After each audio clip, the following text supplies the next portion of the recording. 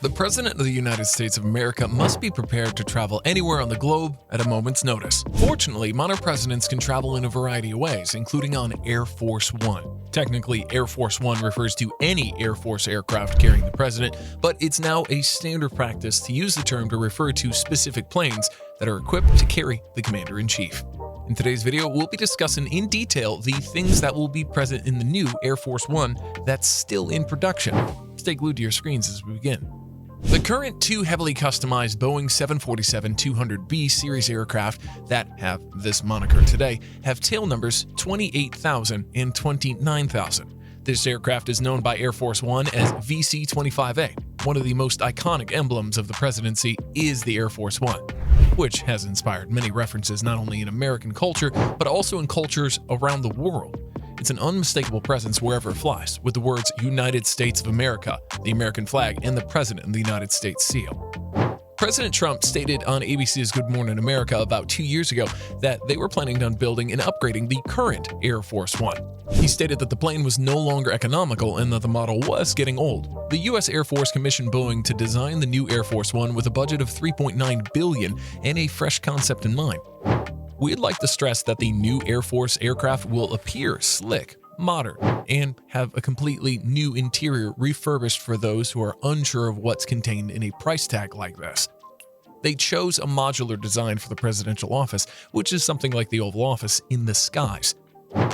As a result, they could complete any necessary repairs within the aircraft far more quickly and easily than usual.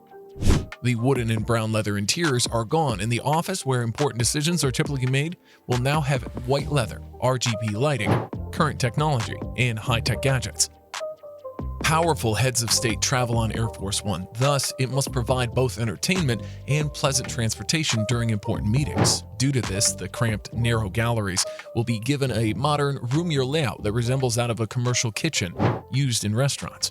On this basis, the crew could prepare and serve over 2,000 meals, all cooked to order and sourced from the United States.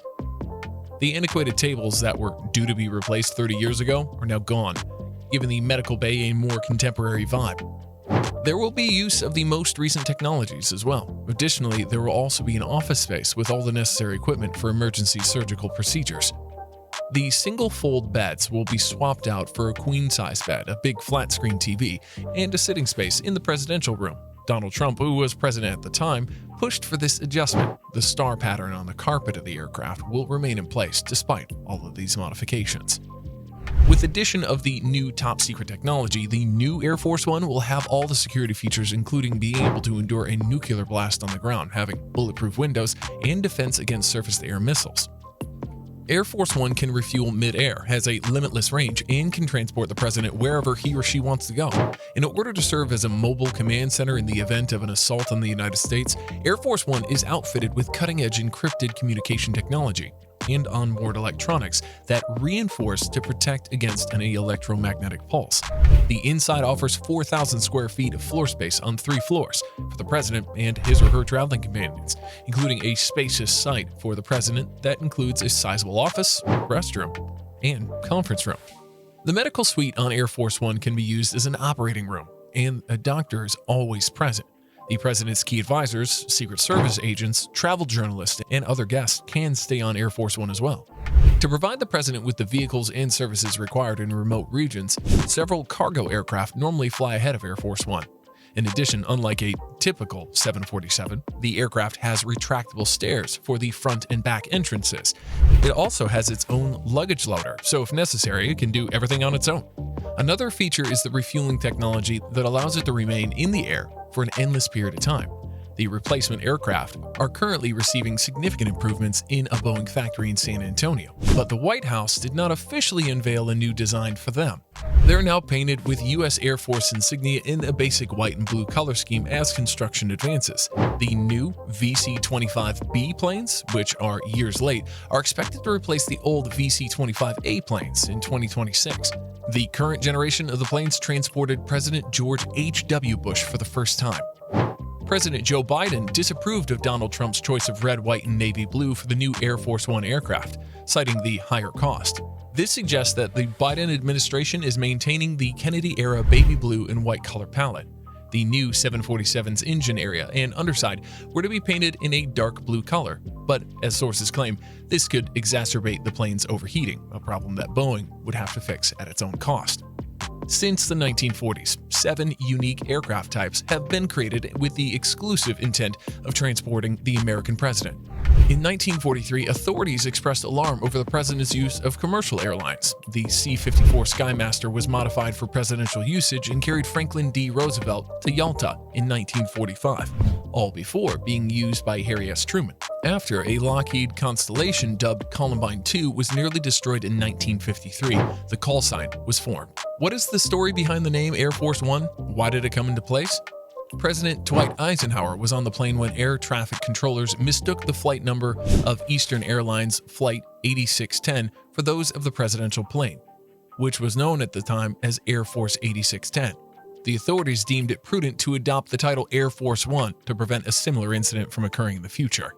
The first Lockheed Constellation was replaced by the Columbine III, followed by 2 1960s-era Boeing 707s. During JFK's administration, industrial designer Raymond Loewy collaborated with First Lady Jackie Kennedy on a sky blue and cyan scheme for Air Force One. The modified Boeing 747-200Bs have been in operation since 1990.